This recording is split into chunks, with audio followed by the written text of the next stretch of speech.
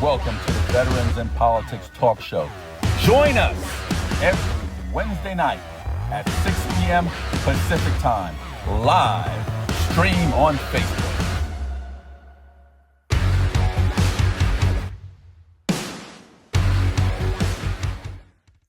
Welcome to the joint Veterans Endorsement Interviews for Non-Judicial Candidates.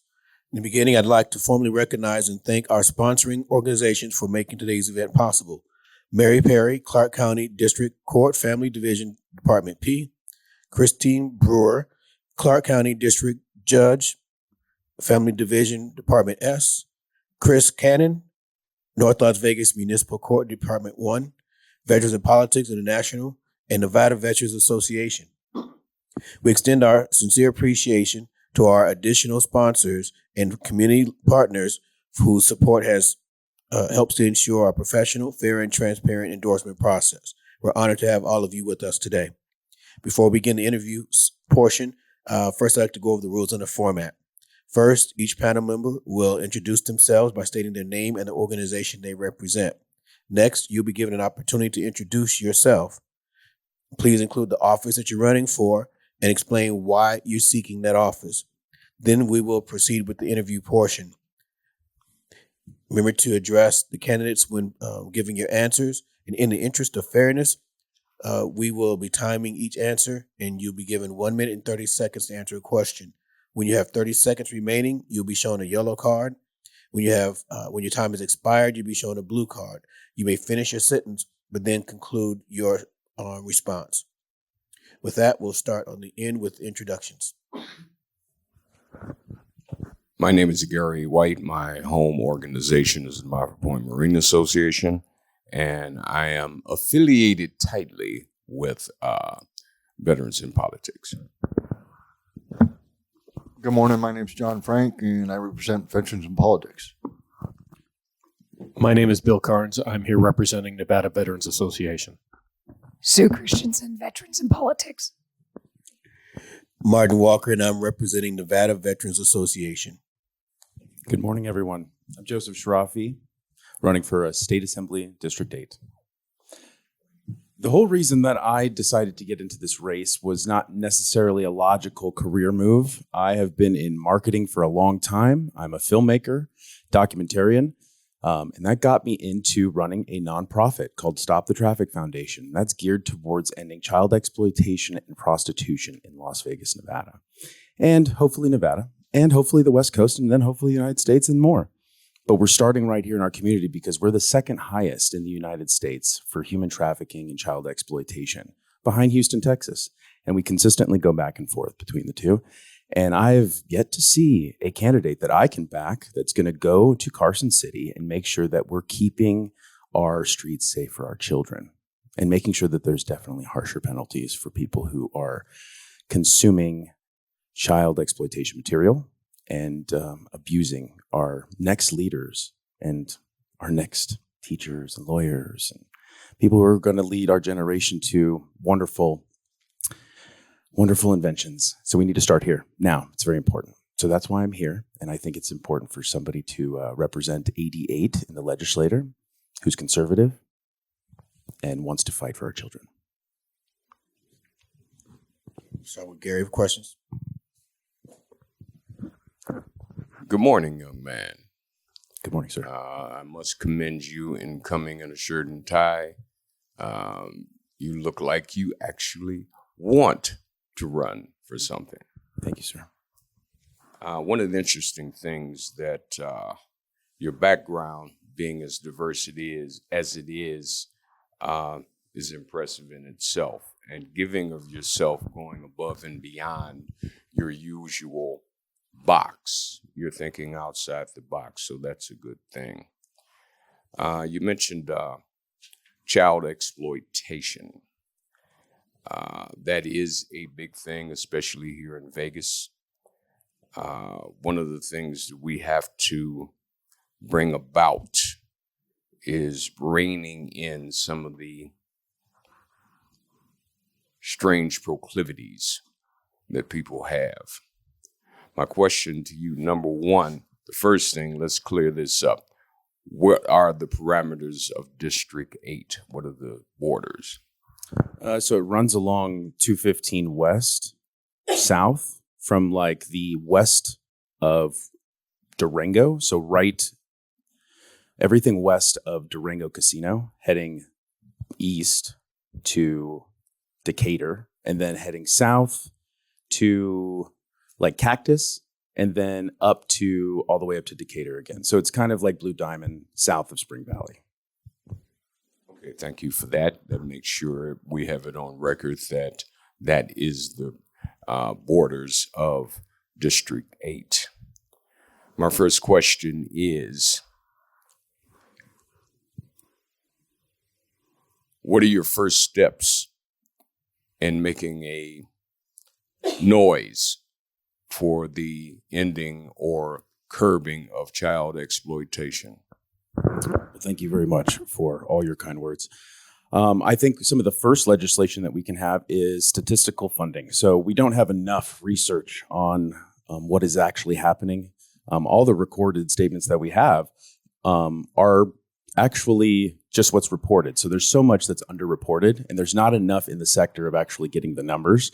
So we would work on getting funding to where we don't need to pull from any other funds except for the general. We could actually make it privatized and make it so that we could try this so that it's not necessarily mandated, but we could give it a trial run for 2 to 3 years, at least trial funding, so that we could show that these statistics actually help improve awareness, and it helps strategic pinpoints for defense and for the police and for military and FBI to strategize, because they need information. There's a reason why we're second in tying for first sometimes. It's because, obviously there's some organized crime behind here. So I would work behind that. And then we also have a Lift the Veil initiative, which is working towards getting legislation of non-evasive X-ray technology at pinpoints on the highways during Amber Alerts, so we could scan compartments in vehicles.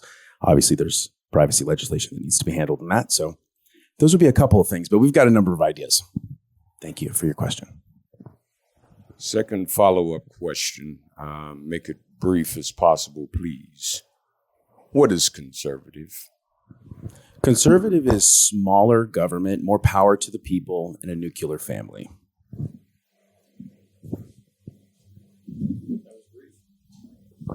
He said brief. Good morning. Good morning. Hello, Jeff. Hello. My question for you is, you talked about child trafficking. Are you aware of any advocacy groups here in Nevada that are starting with advocacy within the court groups, within courts and the civilian life? That's a really great question. I thought it was going to go, are there any out there that are doing advocacy against child trafficking? Because there's plenty out there. However, in the court system specifically, that is a great question. I don't know of any specifically. I believe that RISE does do kind of work within like a scope with LVMPD, but they have the Southern Nevada Human Trafficking Task Force that is run by Vice and Sergeant Max Wilmore, who's doing a great job over there. And they're really the ones that really are doing the advocating and working with the groups. But as far as in the judicial system, not sure. So I appreciate that question. I'll get some more clarification on that. Great. I have some answers for you on that. If you have ever heard of a Family Justice and Accountability Act, FA, okay? And you also have, which are another good, Making American Children Safe Again, or Watchdogs Family Protection Services. These are great advocacy groups. Francesca Amato, Meg Stand, these people are on the West Coast, and they're starting to handle all the corruption within the family court system. I'd love to get connected with them. Thank you for putting that on record so I can go back and get all that information. Thank you, Mr. Frank. Bill Carnes, Nevada Veterans Association. The federal budget lasts for a term of 1 year. What is the term of the Nevada budget, and what are the three primary funding sources for those funds? So the funds for the Nevada it's from federal. We don't have any state funds, so obviously it's not coming from that. I will have to honestly say that I do not know that statute of how long the budget is. So I'm not going to sit here and lie about it. I have done a lot of research on constitutional work, and but as far as understanding that, I do not know that information, but I will find out. Here it is. The Nevada budget lasts for 2 years. As the state assembly and Senate, the legislature only meets every other year. They have to pass it for 2 years. The primary funding is federal funds, sales tax, and gaming tax. Copy. 1 out of 3. 1 out of 4. Nice. Thank you for telling me that. Sue Christensen, Veterans in Politics.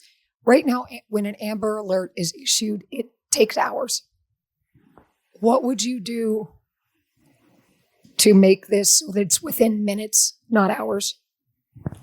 I think that there's some red tape that could probably be cut and some communication coordination that could be workflowed and streamlined, especially with the new technology that we have. I'm sure that we can figure out, especially working with candidates who have businesses in communications that work with the police, the fire department, and the state levels. I'm sure that we could figure something out because I think it's so important. I mean, I think that there are people that are doing great work right now. I mean, to be honest, the amount of time that they're putting out now is great compared to what it was 10 years ago. So I think it's just going to be consistently working with the people who are on the ground, who are experts, to just kind of try to, where can we help cut the red tape and help make a shortcut? That's what I think our job is. Last session, AB 280 was introduced. One of the provisions in it would be to place a 5% cap on raising rents more than 5% in a year for people 62 and older. It passed but was vetoed by the governor. One of the reasons stated is that it would discourage investment in rental properties. Many veterans rely on VA disability and Social Security. When rents increase by more than 5, 10, 15, 20% in a year, their benefits don't keep up with that. This leads to an increase in veteran homelessness. Would you be willing to support a bill if it was reintroduced to try to fix that? And what would be your strategy to at least reintroduce a version of that bill that would at least protect veterans that are 62 and older? This is 228? 280. 280. So I think we need to vigorously fight for veterans' rights, especially since there is no bridge gap, for when they're waiting for federal processing. And so Nevada doesn't have really anything that fulfills that. And so if they're waiting around for federal processing to tell them that their next month's rent check is going to come through, then they end up homeless on the street and they live in the tunnels, where I was literally just at yesterday with the firefighters, and I can literally see why they would live down there. It is, I'm not saying spacious, but it's like, yeah, it's better than being up there in the sun. And so what I would say is that we need to vigorously go to Lombardo, ask him what the friction points were, and see if we can bring him something that we can get it signed, because we can't let veterans wonder where they're going to get their next meal or where they're going to be able to live because we're waiting on federal timelines. So the bill you're referring to is Bill 340. Yeah. Which would have stay of eviction while waiting on their application to process. 280 was a rent cap. The rent cap. Yep. So Lombardo said that the economics of it would damage rental investment, and that is a serious economical concern. But the issue is that we need to make sure that we're fighting to make sure that federal funding for veterans is stable, it's intact, so that they know exactly where they're going to be able to live. So I think maybe letting certain veterans above maybe the CPI rate, allowing them to have a certain percentage rate so that landlords don't get hit with just like a random cap. They have actually a little bit of room to maneuver. And so I think there's the goal is to keep homeless veterans homed, and there's multiple ways to get there. Now you've opened Pandora's box, talking about the veteran initiatives. This is a double-edged question. your district on the Beltway 215, there's this beautiful, sprawling veterans hospital that nobody can get to. What are your thoughts on improving public transportation in the valley, i.e., a light rail system? I believe that an infrastructure for our commuters who are footing it, as I would say, is so important. If you've been to any other city infrastructures over the city, you understand that it's actually what helps business grow. If there is no way to get to somebody's business out there, it's kind of like they're a sideshow on like a giant highway that's heading on to like California or something. So we need to make sure that people can get reliable transportation to each place, especially to doctor's appointments or to administrative appointments. There is really no excuse for that. So I would be in favor of definitely anything that helps get people to where they need to go, because getting the blood flowing in the body, so to speak, is going to always help circulation, and that's what's going to help improve our economy. Absolutely, I agree with you. Good answer. One of the biggest things that we also have a situation, not only with veterans, but with the general public, is lack of jobs. This same criteria that I mentioned as far as a light rail system will not only open up opportunities to get to where people need to go, not only the tourists, but also the general public that live here. Veterans getting to where they need to go, things of that nature. It'll also bring jobs, permanent jobs, not just build it and leave it. What would you advocate to, from a state assembly standpoint, to get something like this started? Now, one thing that we do have, and one we don't necessarily mention it often, but there's 2 city-states in the state of Nevada, Reno and here. They basically operate as separate entities. There's not a lot in between, except a few Air Force bases and things of that nature. What can you advocate in Carson City on a local level that could bring a little more cohesion between the two? Well, other than, because we were talking about light rail systems. So I'm like, other than a light rail system from Carson City to Las Vegas, to where you could get to Reno in like 2 hours, that would be pretty awesome. Not going to lie. But I don't necessarily know if we need to have a physical, connection there to connect more on a full level. So I think coordination between offices needs to be super important. I think transparency between what our goals are quarterly, we need to start working together like we're in unison. And I think there's a lot of people that are doing that. But where can we step in and we can make things, connect more? Can we do more on the ground research? Can we figure out what our communities need more in regards of transportation? Or, how can we help support the transportation infrastructure that we already have? Are we able to utilize these new autonomous vehicles now for our veterans that need to make it to their medical appointments? I think that's a valid question. Maybe we can have the state start paying for Uber rides for our veterans. Just ideas. Think out of the box. Okay, and just to clarify where I was coming from. Not a light rail system running between here and Reno. Okay, 2 different types of tourism, things of that nature. 2 different types of lifestyle. A light rail system here in the valley. If you go around the 215 as an outer circle, you can have branch lines going to all the outer suburbs, including bringing in the raceway that ties in everything. Reno is another entity. They're about skiing. We're about whatever the heck we do, which is everything. We're expanding. And the last thing we need is more cars on the highway. Let's be honest. Amen. Okay. So autonomous cars, that sounds good, that sounds futuristic, but realistic is something fixed, something that people can plan around, things of that nature.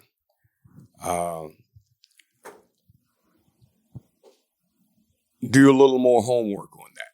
You're the most learned one here, and keep going. So we'll go next. Thank you. Hello, John Frank, Veterans in Politics. More back to the child trafficking and what you're bringing to the table on that. Can you expound on that a little more? I'm sure we're all interested in that. Yeah. So we have the Lift the Veil initiative, the X-ray non-invasive legislation that we were working on. We also do a work in federal funding and getting federal funding for different organizations that actually have boots on the ground. So funding the street team that's working with Sergeant Maxwell Moore. We also do a lot of our whole deal at Stop the Traffic Foundation is geared towards movies and legislation. So what I would do helping move forward is going to be helping fund a whole revamp of child protective services, because there's so many kids that get dropped through that. It's like 86% that the FBI quoted in 2023 of these kids who get trafficked come out of foster homes and CPS. So there is definitely an issue there. There's so many great people that are working in, CPS, but they don't have the support that they need. And there's a lot of loopholes and there's a lot of cracks that kids are slipping through. So there needs to be some revamp there and some accountability. Thank you for your response. Sir, thank you. I have a couple of quick fire response Q&A that are all leading to one spot, so bear with me. You're familiar that there's a federal constitution and there's also a constitution for the state of Nevada, yes? Yes, sir. Okay. Have you read the federal constitution? Yes, sir. Okay. Have you read the Nevada constitution? I have. Really? How long did it take you to read it? I'm still comprehending it, but at least an hour and some change just to get through the original just draft of reading it. Not even comprehending every point of it. With all of the amendments and such, the Nevada Constitution is 37,000 words, about 7 times that of the federal Constitution, give or take.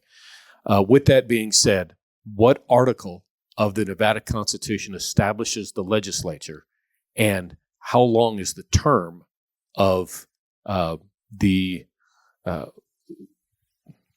what's the length of term when the legislature meets? I'm going to take a shot because I figure it's going to be framed after the federal constitution. Article 1 creates the legislation branch. Well, you read it. You tell me. I'm confusing federal constitution, Nevada constitution. You're right on the federal. The Nevada Constitution is Article 4. What is the length of the legislative session in Nevada when they do meet? The length of their session? It's usually, isn't it a week or 2? It's 120 days. And how often do they meet? There we go. Once a year, twice a year. Once every 2 years. Once every 2 years. Thank you. Thanks, Bill. Christians and veterans in politics. The federal, when you receive federal funds, they just changed it from $750,000 to $1 million before it triggers an audit. Would you be willing to support lowering it for the state of Nevada so audits happened quicker or triggered faster? Yeah, absolutely. I think that auditing needs to be reported quicker. I think that yearly audits really that don't tell taxpayers really anything, and they can kind of manipulate the books however they want a year in. I'm a big proponent of a transparent budget. I really think that there needs to be a digital interface where every citizen can get in and they can see where every penny is being spent 24/7.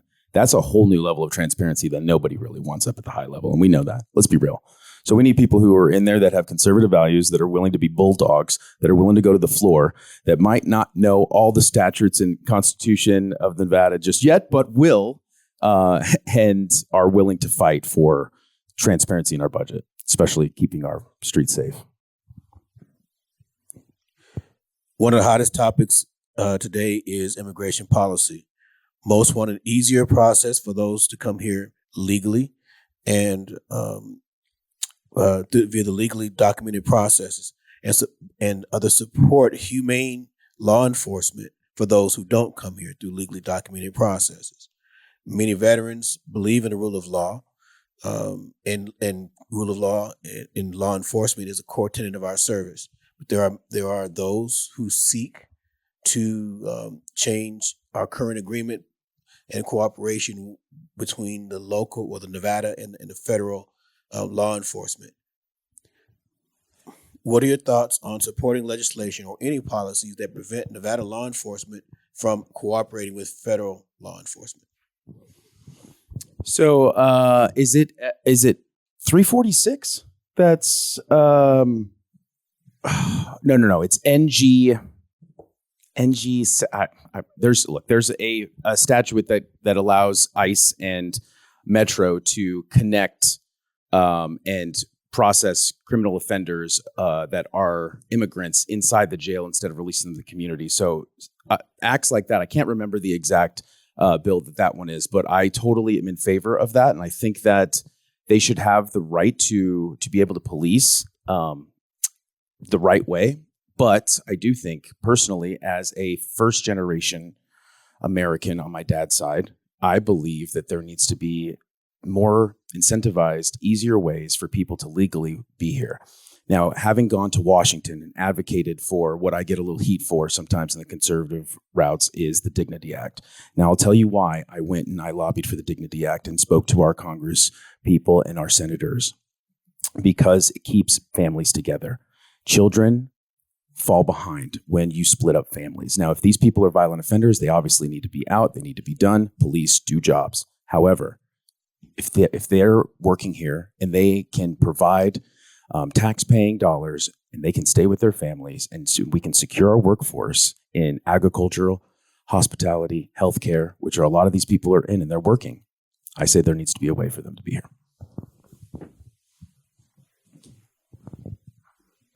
I agree wholeheartedly. Thank you. One of the biggest things that we've done, we have a tendency to demonize certain people for political gain. That's why I asked originally, what does conservative mean to you? In a lot of circles, those things are in complete contradiction to what's right and wrong. What provisions would you make or advocate to correct this, i.e., criminals versus going to somebody's job and gathering them up, holding children as a hostage to get somebody to come out? Where do we draw the line between law enforcement and, lack of a better term, stormtroopers? Yeah.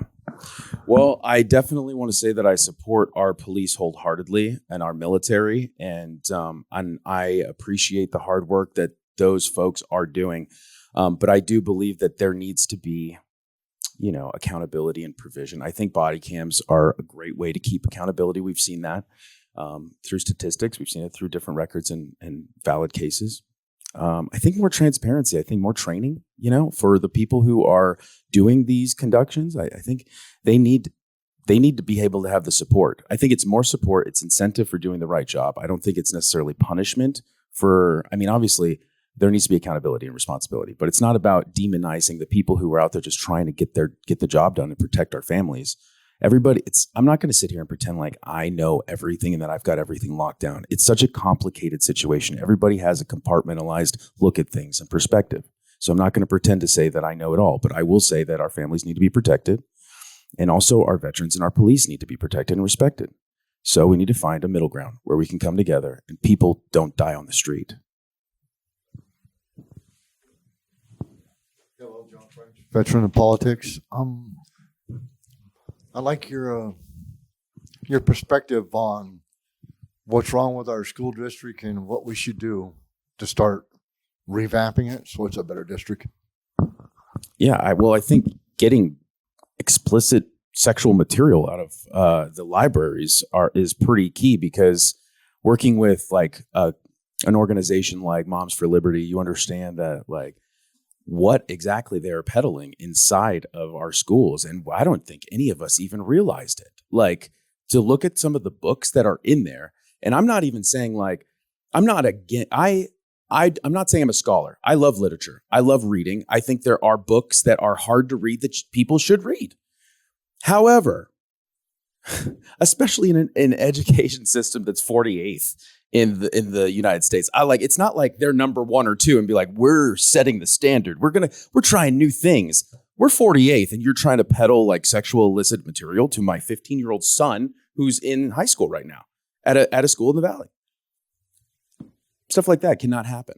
So first of all, things like that need to happen, and the Board of Education need to be held accountable. And we've got some interesting administrative issues there, and we need to work with the people who are doing a great job. But there needs to be some accountability that needs to come from the top down. So it means that we need to have people in Carson City that actually care about our children and their education system. Because literally for the state, we are the ones who are in charge of that. That is not necessarily federal. We, the state, is in charge of that. Water, housing, transportation, education. Those are some of the key things that we're in charge of. So we need to make sure we get it right. Bill Carnes, Nevada Veterans Association. Do you know what the current Nevada biennial budget is for the state of Nevada? How much has the legislature established for this state to run for 2 years? 2 years. I'm going to say $5 billion. You're exactly 1/10. That is 10%. It's a $50 billion rounded $50 billion for 2 years. $50 billion. I missed a zero there. Sorry. I'm Bill is asking- coming with the fire. I'm coming with the establishment. Just make sure you know what you're getting into. Tell me about it. There are far too many organizations, smaller school districts and things such as that, where they are told what their authority is without actually checking the Constitution or the laws around it. Don't be hoodwinked into those things. Learn what it is that the state legislature has the authority granted to them based on the Constitution is, and by laws, what they're supposed to do and how they're supposed to do it. The budget always comes up at the end of the session. Reason is they've passed all these laws, then they need to figure out how to fund them. It would be nice to do that in the House, but we don't work that way. Only government does. A lot of unfunded mandates. You are absolutely right. $50 billion locked in. Thank you. I appreciate that. Sue Christensen, Veterans in Politics. How will you ensure veterans receive the support and services they've earned in a timely manner? Yeah. Okay. So, well, I would probably work on a Veterans Coordination Act. Again, I kind of mentioned it earlier, but it would be like a bridge for funding for the waiting times that they have to wait for federal processing. There is no gap. So I would definitely work towards that. I would definitely also say we need to have like a housing stability issue. Like Mr. Walker said, like these veterans can't take a 15 to 20% rent in hike, with their fixed income. So we need to make sure that we're protecting that. While protecting landlords so that they don't have an arbitrary cap. We need to kind of work in between there so everybody has a specific, feel good point. And then also Medicare systems, we need to allow providers. We need to streamline Medicare approval because there's so many providers out there that are getting it's not the issue of like the funding's not there necessarily. It's that there's bureaucratic gatekeeping that's keeping great providers out there from not being able to provide for the communities that they want to. So I would say that there needs to be a streamlined approval process for Medicare providers. So with nonpartisans now being the largest voting bloc in Nevada at 47%, your pathway to victory depends on voters who don't share your party label. It's an indication that the majority of voters who are turned off by the extremes on both sides. How do you plan to work maybe across the aisle, maybe garner some of the voters who are again disenfranchised or are turned off by both parties, don't feel that either party adequately represents their views? How do you resonate with, or how can you resonate with those who don't share your party affiliation? Well, for one, working with my nonprofit and understanding that children are not blue, they're not red. I think that's my main concern. And that's what I will continue to champion. And that's the whole reason I even got into politics. I would have never gotten into it if it wasn't seeing this pandemic of children who are being exploited and prostituted. And even worse, if you really get into it even deeper, that we're finding in the Epstein files that are now real. And you can't say that they're not. There needs to be somebody that's out there fighting for our people, humans, children. We need somebody who's out there fighting, because we have stuff that's coming against us that people don't even understand. As a Christian, a man of God, I understand there's other things out there that are principalities that we're fighting against. And so we need more strong candidates in there that are going to fight for that. I want to be clear, because honestly, I heard more generalities. I think I did fall into a generality there because I felt the spirit hit me. Sorry about that. But what I'm looking for, you have people who are polarized. How am I going to work with both sides of the aisle? Republican or Democrat? I'm not a Republican. Republican. So there are Democrats who are automatically going to be against you because you're Republican. Mm-hmm. There are those who are even further than that, who don't feel the Democratic Party is doing enough. So how do you reach out to those people and resonate that we share the same concerns? We have a different idea how to get there. How do you resonate with those across the aisle to try to be the best for everyone, whether they voted for you or not? Yeah, I think the key is finding issues that are nonpartisan that we can find. And that's why I brought up the child trafficking, because I think everybody can get behind working together on a unified standpoint, build rapport with each other as people, as opposed to blue and red. And we start working together for initiatives that help Nevada. And the key to when you're going to the floor and you're going to be an assembly person, you need to make sure that you're bringing bills that the chair is going to even listen to. You know what I mean? Like, you can't go in there with like this whole attitude that I'm going to push everybody around. I'm going to bully everybody around. Like, that's not the point of it. You've got to make deals. You've got to be able to bring something that's going to make the chair look good, right? And so you got to play that game. Now, but you have to have morals, and that's where you have to have your compass of conservative. You know what I mean? And you got to be able to know, hey, this is the stuff I'm going to draw the line at. This is where we can't move. And as long as you know that, I think people are willing to work. And if you honestly go in there with a leadership attitude as a coach, not as I'm just going to follow along, but like, I'm going to coach and I'm going to invest in, I think you're going to get more people to work with you on a personal level.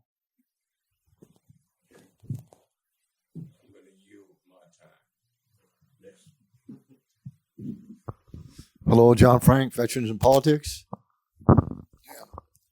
So, are you interested in making mandatory sentencing for child trafficking? I mean, other states have followed through with mandatory, with essaying children and stuff like that. Have you have any thoughts on that? I don't want to get myself in trouble here, but how do we feel about the death penalty in this room? Since the 70s, we haven't really used that $6 million facility. I think it might set a good precedent for the number 2 state in the country to start putting people to death for sexually abusing our children.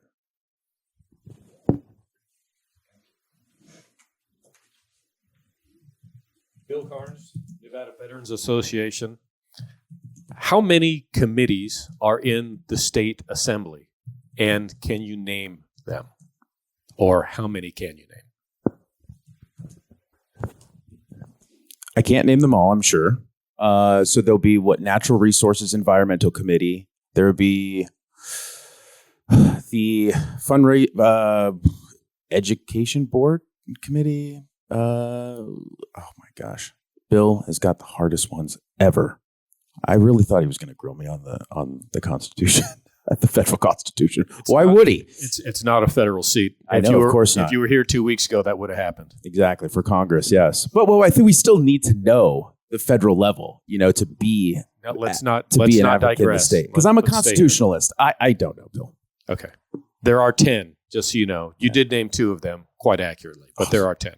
2 out of 10. That's still pretty bad. Just know that you're going to be a member of at least a couple of those. I hope so.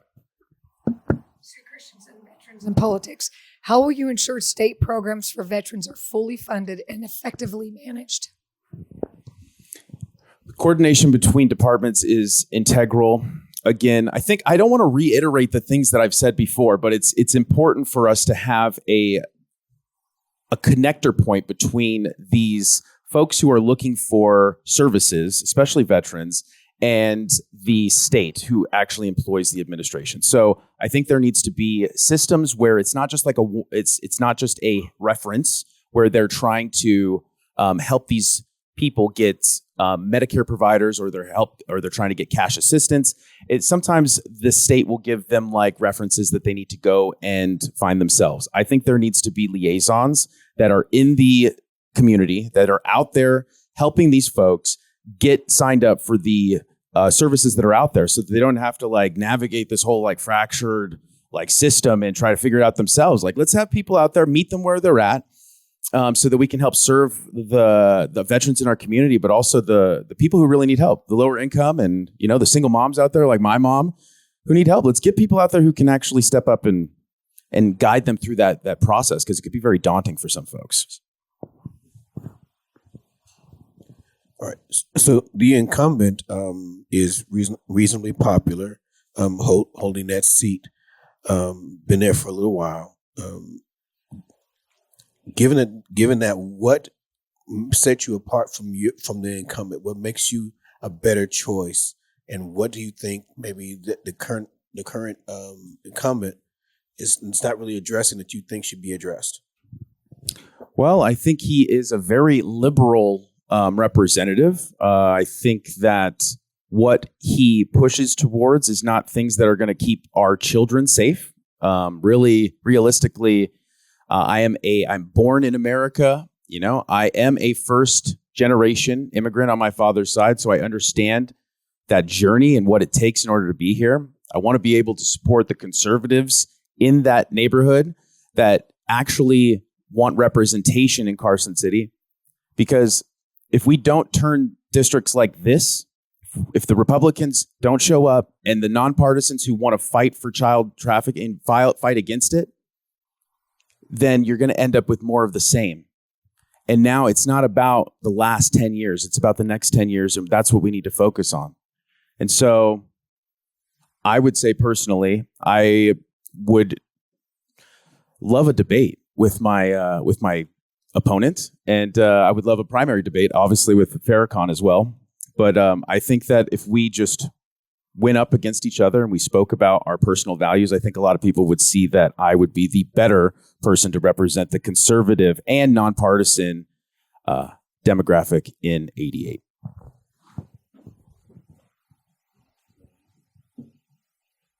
Right. I'll do one last question. So last session, during the interim session, AB 4 passed.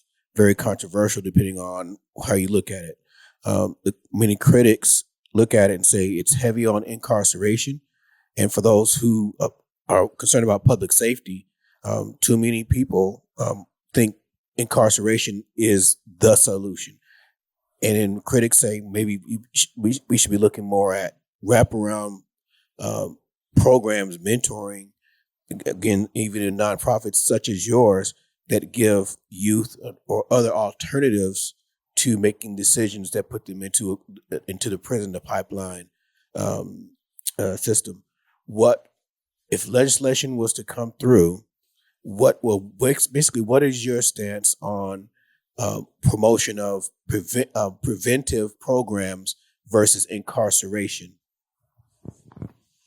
I think awareness is where it starts. I think it's very important. And in my line of work with nonprofit, working with exploited children, the whole key is getting to them before they have, full flourishing of like, this is the only way that I can live. Because the idea is when you get them young, and predators think this way too, is when you get them young, you can change their mind of how you want them to work. And so the same idea is kind of what we want to do, but we want to catch them young so that they understand that people are trying to manipulate them. And so what we need to do is, I think it's more important for us to do preemptive stuff before they get into incarceration. Incarceration, obviously, there's a system that's in place, especially privatized prisons that incentivize keeping people in prison. And I think that needs to be looked at seriously. And I think that it's important for people to obviously be policed and held accountable for the things that they do, but also for minimum sentencing for charges that are maybe not necessarily like violent, but can definitely be reevaluated and the rehabilitation is possible. I think those avenues need to seriously be considered because I have a ton of friends who went through the system and they were rehabilitated. And some were not. Some took that life, but it's their choice and they need to be able to have a chance to make that choice. All right, this concludes the interview portion of our event. Thank you for coming. I'd like to give you a minute to get some closing remarks. Thank you so much, Veterans in Politics. I just appreciate you as well as the Nevada Veterans Association for inviting me here and adding the rigor to this endorsement process because that's really what this should all be about. And I want to leave you with these few words. So I'm a father. I am a Christian. I am a conservative. I love the Constitution, and I believe that it's important for somebody to represent our conservative values in Carson City. And I'm willing to do that. I'm working even with the governor's office in tandem with preventing child extradition. We are geared towards changing the laws and making sure that we keep our children and our streets safe and our budget transparent. And so I want to make sure that I can stand and represent the people who really want to make a difference and keep our community safe because I've seen the systems and how they work and how they fail the children is not acceptable. And so I'm going to be your candidate for State Assembly District 8, Joseph CHARAFI. Thank you. Right. And thank you again for coming. Once again, I'd like to recognize and thank all of our sponsors, Mary Perry, Clark County District Court, Family Division, Department P, Christine Brewer, Clark County District Court Judge, Family Division, Department S, Chris Solomon, North Las Vegas Municipal Court, Department 1, Veterans in Politics International, and Nevada Veterans Association, and all our additional sponsors for the leadership, support, and dedication to veterans and to the integrity of our non-judicial process. Thank you. Join us every Wednesday night at 6 p.m. Pacific Time, live stream on Facebook.